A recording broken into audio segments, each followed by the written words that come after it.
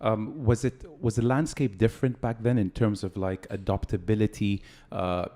People coming through the doors. Was it a case of you opened your doors and all mats were full, or was it a little more difficult than that to put people on mats? So it was funny because when I opened, there weren't that many yoga studios there. Everyone had a home yoga studio, and there were very few people that were doing it, some for 20 years and some only for a few years. So I knew what I was going to present in my community was going to be different, because the way I teach yoga is definitely different than what I've been taught necessarily. I heard about Sweaty Warrior. Yeah.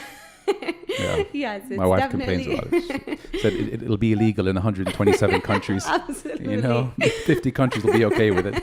Exactly. Good to know we're one of them. So, it's, intense. I knew, absolutely. And I wanted to study all forms of yoga because I knew I was going to present it to a community that wasn't necessarily going to be exposed to yoga before. So it's new to them, yeah. Absolutely. So when I opened my doors, I put myself out there just by word of mouth and friends of friends, and I had 5 students for about 6 months or a year, I forget. Just the 5. My mom and my grandma were one of them. I love these stories. Yeah. So good.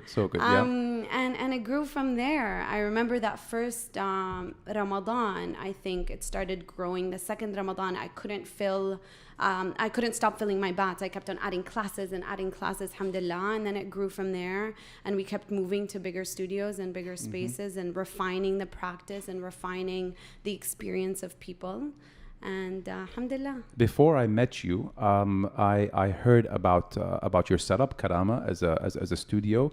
A bunch of aunts were going, and it was really, unequivocally the best studio in town. People say that an hour there is like a weekend somewhere. You really feel rejuvenated when you come back.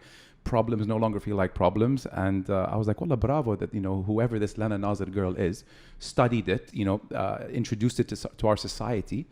And now people here are living healthier. They've incorporated it into their lifestyle. So I mean, you've done something really good for the people in Jeddah. Alhamdulillah, they need it more than ever, and that's why I came back.